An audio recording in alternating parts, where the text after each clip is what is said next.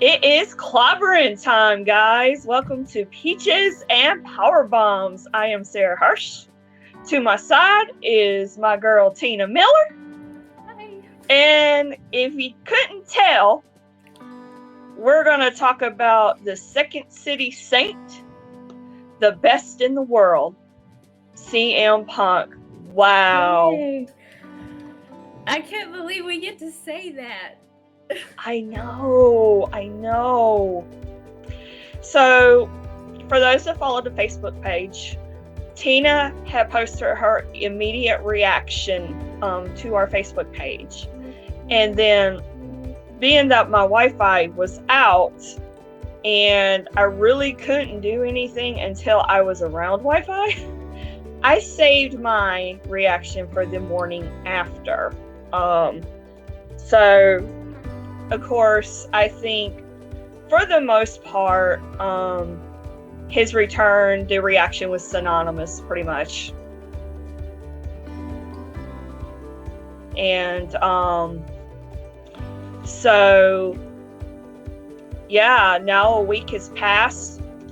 All Out is actually next week. I didn't think about that at first. I can't believe.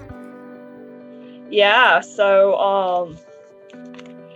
I'll go over to you, and you were literally in tears, and I was. Yeah, so now that we kind of had a week to decompress and come down from that CM Punk high, what are your overall thoughts? Well, I'm still extremely excited. Because if you look at what I said on my video, Peaches and Power Bombs wouldn't be here. We wouldn't be having this conversation if it wasn't for CM Punk. He got me back into wrestling in 2011. I had been on almost a 10-year, maybe long, 10-year hiatus before then because, stuff happened on there and I didn't really like it all that much, so I quit watching it because it was just getting a little too much for my palate, I guess you'd say. And I was sick. Ironically, I'm getting over something right now, so I apologize everybody if I sound horrible and look horrible, but I'm getting over something right now. So anyway, I was sick one day and I was in bed and I was just flipping through the channels because when you're sick you watch TV, right? And I stopped on wrestling because I was like, I'm curious, let's see what they're doing right now. And CM Punk comes out there and he's talking I don't really remember I think it was when he was with the Nexus still. So he was just talking a bunch of trash, and I was like, I like this guy. So I kept watching, and then a couple weeks later is when the pipe bomb happened, and I was like, okay, I'm back. Because I want to see this guy every week. So, I actually, when the pipe bomb happened, I actually missed it because I was at work. Oh man, I'm so sorry. So, yeah. So, it actually, I would try to listen, and I worked at the hotel at the time, so I would try to listen to it, and a guest would come in, and I'm like, oh! So it took me probably a couple of hours after the fact to actually watch it and just kind of process what was going on. And CM Punk was what they needed at the time. WWE was kind of stale. They were doing new stuff. This is when NXT was coming about too, and they were doing new stuff. And right before, it was some months before the pipe bomb happened, was the Nexus debut, and that was a pretty great moment too. But the pipe bomb was monumental, I will say. It really because he broke the fourth wall, and then Hi, Colt Cook. every How are you? yeah. And I think that where was I going? It was like up until that point, the things that you read online, it was more or less confirmed in that pipe bomb. It was like everything he was saying was like, that really does go on, you know? So it was really, I mean, for the time that it was in, I mean, that really propelled him to where he was. And, you know, people can say what they want about him. You know, CM Punk believes he's the best. He got the Scorpio attitude. He believes he's the best. And you hear it in his voice. You see it in his eyes. And so he got you back into wrestling. He definitely piqued my interest as well, because I was just coming back into wrestling. I think I started watching during Wrestlemania season when it was in Atlanta. Okay. And because I had quit watching for a while. I was busy with work. I had a lot of personal stuff going on. And I started getting back into it. And you knew CM Punk was something special. You just knew it. And but yeah, just, I know I go on and on and on and on, but we'll talk about, you say that if it wasn't for Peaches and Power Bombs, or if it wasn't for CM Punk, Peaches and Power Bombs wouldn't be here. I'm gonna have to second that, because I feel like CM Punk inspired me to stand up for myself. Absolutely. You know, I was working at a hotel. We were being micromanaged, and people would throw us under the bus. Well, I would get thrown under the bus a lot.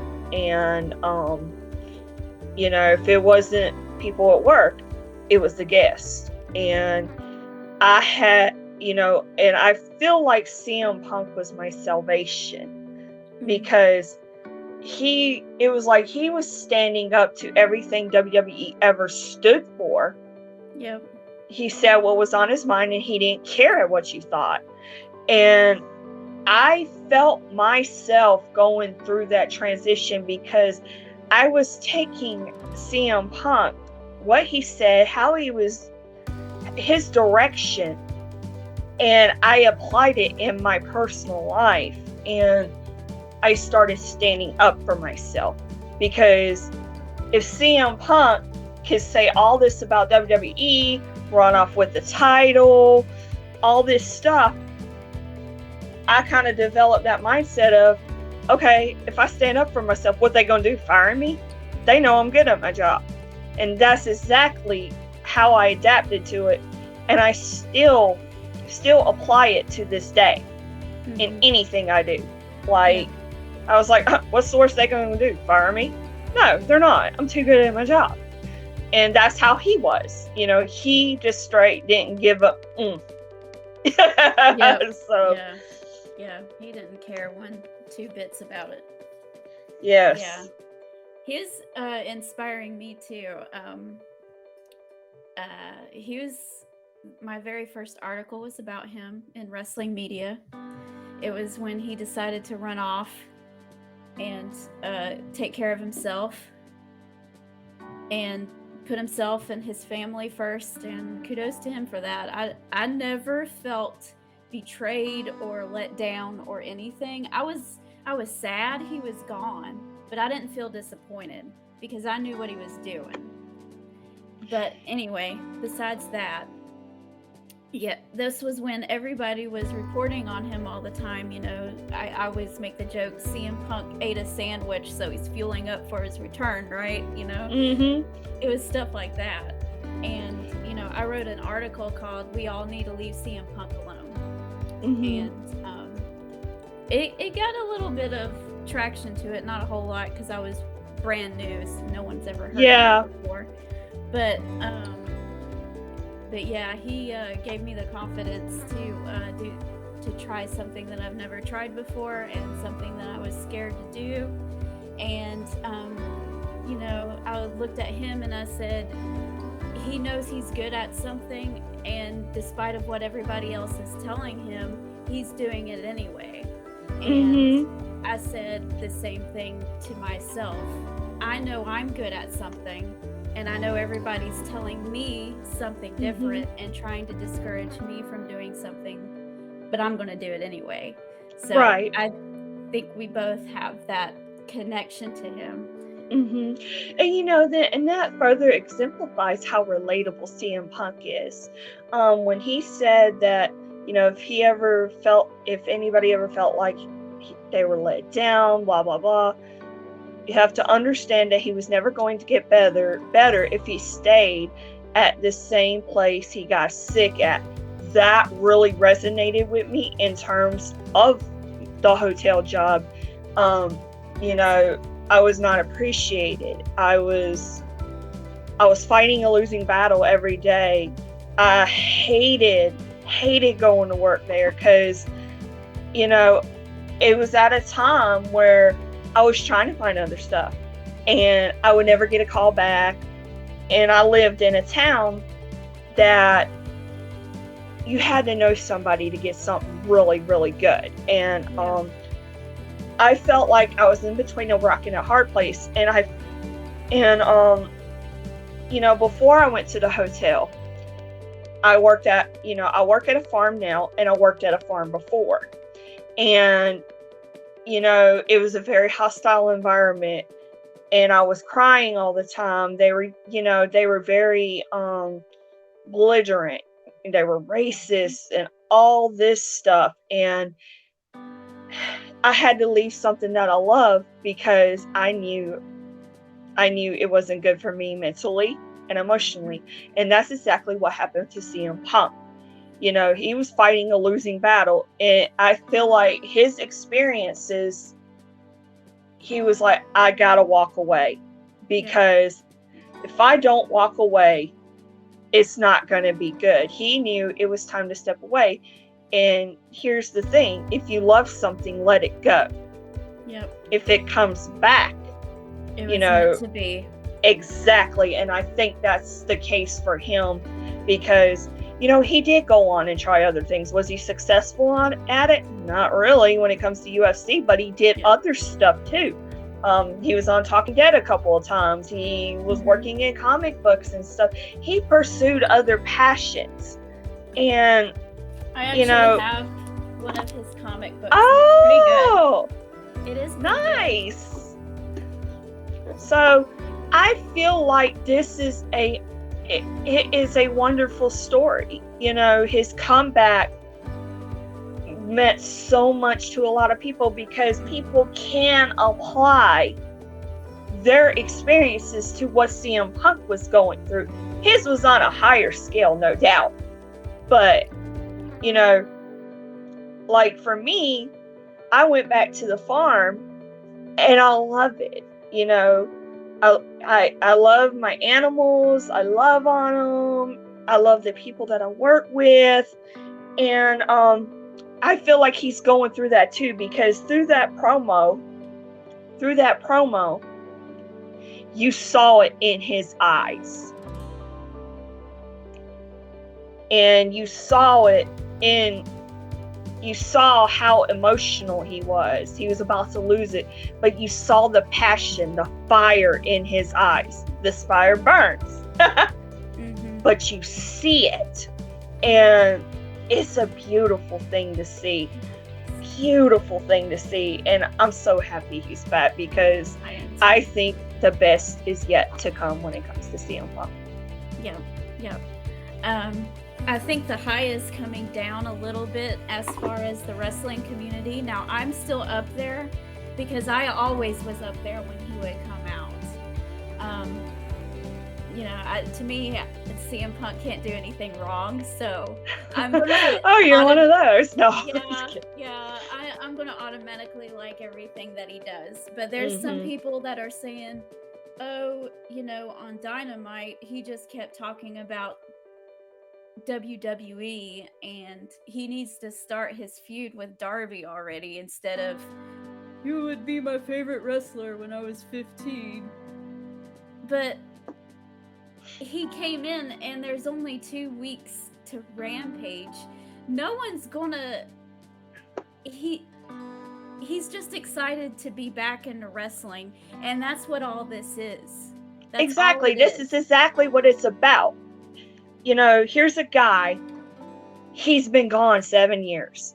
He comes back. He already told you everything's not going to get explained or talked about that night. Right. He's got the time now. And for him, I wrote a blog last night on Geek Street Society about Darby Allin, because Darby Allin is having a major 2021. He's been teaming with Sting, who had previously retired and came back just before Christmas last year. And then he's going to be CM Punk's first opponent at AEW. If they're not building Darby Allin to be a major star in AEW, I don't know what they're doing. Yeah. But I know when he called out Darby Allin, I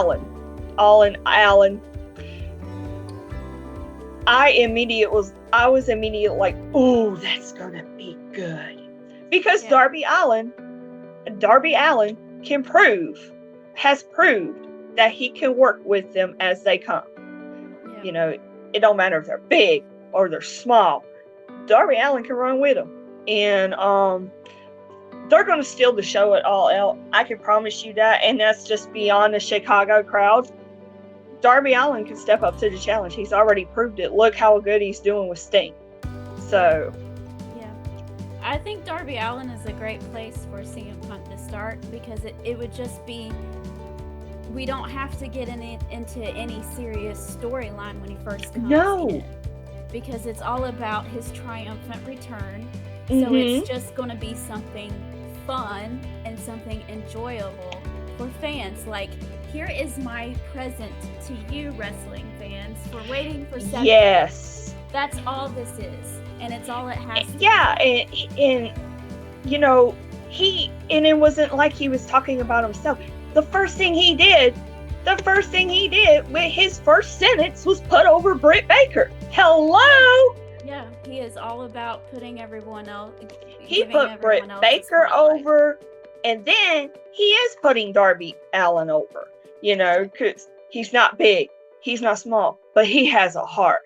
Right. And nobody said it better than him, because that is Darby Allin.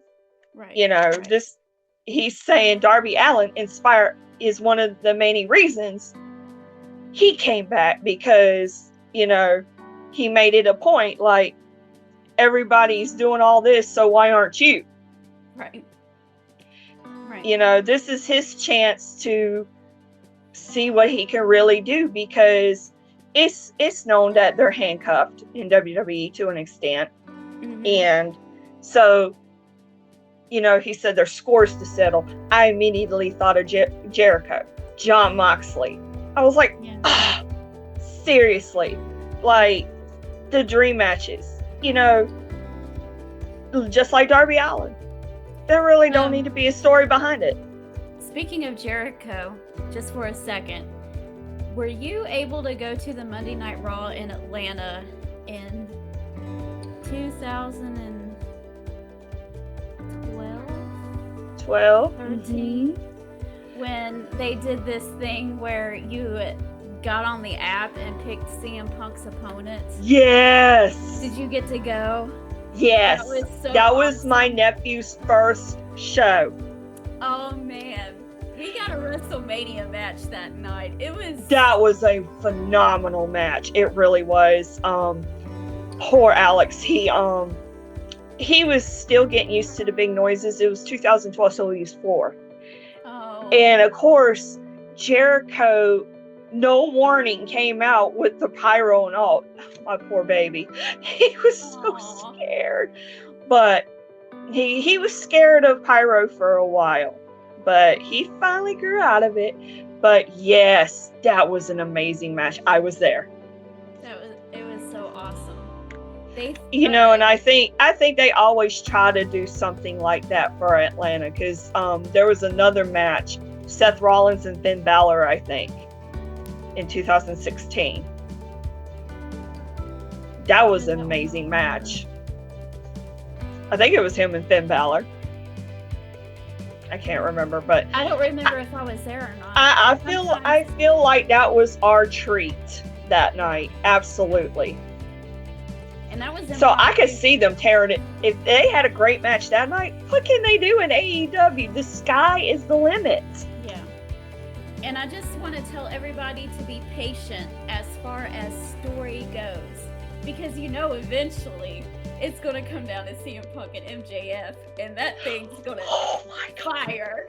The promo battle alone.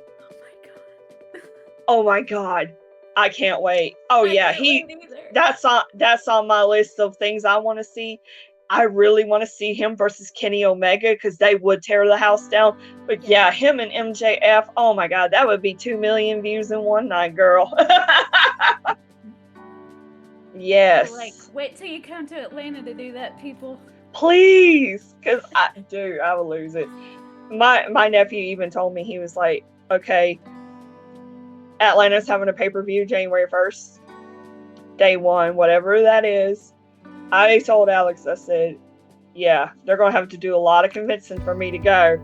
I said, because if they do a homecoming in Jacksonville, he finished the sentence for me. He was like, oh, we're going to AEW, no question. Yeah.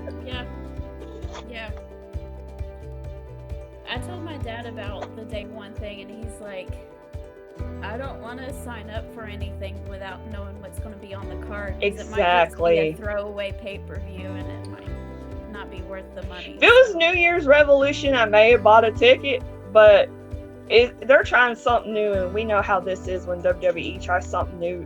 Most of the time, it's hit or miss. Yeah. Miss. I gotta wait and see first. Yeah. So, obviously we're super excited. I'm going out of my way to buy the pay-per-view next week, even though I'm working. I mean, how can I not? I know. It's gonna be an amazing show, and there's rumors that Bryan Danielson's gonna make his appearance at All Out. I still think they need to save it for now. Let CM Punk have his moment. Yeah. I think he could debut at the stadium in New York, but I know there's a lot of COVID protocols going on, and that's only September 22nd. But I think they need to let the Punk train ride for a while, and then let Bryan come in towards Full Gear, because that will be their next pay-per-view. Yeah, that would make more sense, and you don't want to trample all over what CM Punk just did. Right. And a stadium show, you got to do that's just perfect for Daniel Bryan, and I'm hoping COVID won't ruin it. Yeah. So you have to just keep your fingers crossed. So we'll see. I really don't see anything going back to the way it was, just because there are vaccines available and places can just require vaccination. Vaccinated people to get in or whatever. Yeah. This is probably going to be controversial or anything. Sorry. Is everybody okay? Are we safe? Hold on. Okay. Yeah, Bella's laying down under my desk, and Mina is being Mina.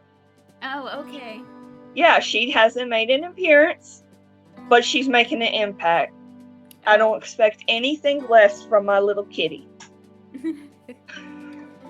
Well, anyway, I just think, people just need to, if they can, get the vaccine, and let's move on. Yeah. Anyway, CM Punk is back, and we are happy about it.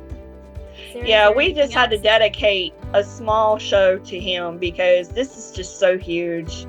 I think this has made everyone kind of reminisce about the impact he has had on all of us, you know, and he's definitely an impact on me. He's an impact on you. You know, when he was gone, it did get annoying after a while how people were, and you know, CM Punk will say something, people were like, oh, he's just he feels entitled, blah blah blah blah. Well, it's kind of like you have to kind of apply that to like your job or something. You know, you work hard, don't you want the best? Right. So it does get annoying, and you're like, so. But and, overall, there's some people like Booker T getting on their podcast and going, oh, all he's done since he's gotten back is diss WWE. And I was like, he trash talked WWE while he was there. That's exactly what he does. It's no secret his disdain for WWE. That's what they are doing. You know, they're going to take little shots here and there. Controversy creates cash. Don't you know that? Yeah. I mean, goodness gracious, his entire WWE DVD that they put out on him was just him trash talking the place. Yeah. Yeah. It sucks. I hate it. I mean, you know, so overall, welcome back CM Punk. I am glad he's back. I cannot wait to see what he does in AEW. You know, he's gonna, you know, it's for all the stuff he's been through. I don't blame him being better. It is what it is at this point. Just let it go and move on. And that's what he's doing. He's moving on to AEW. Obviously, he's already loving it. You could tell in his eyes. You could tell in his facial expressions, in his voice. Yes. You know, he's ready to be back. So, yep. I'm glad he's back. I can't wait for All Out. So it's gonna be good. Yes, that's all. That's all pretty much I got to say. All right. Well, guys, we are going to wrap it up for right now. We will, Sarah, let's try to put out some content about SummerSlam in the next few days or so. I apologize, everybody. I've been sick, and you can't help that. So. Yep. I mean, things go on. I was, you know, my Wi-Fi was out due to Tropical Storm Fred, and so I mean, it happens, but we are, you know, we try to put out what we can. Yeah. In the meantime, Tina's on Wrestling Inc. Check her out whenever you can. I'm on Diva Dirt and Geek Street Society, and we're on Facebook, Peaches and Power Bombs, Instagram, Peaches and Power Bombs as well, Twitter, Peach Bomb Pod. So, you know, we'll try to post a little more whenever we can. All right. See you guys later.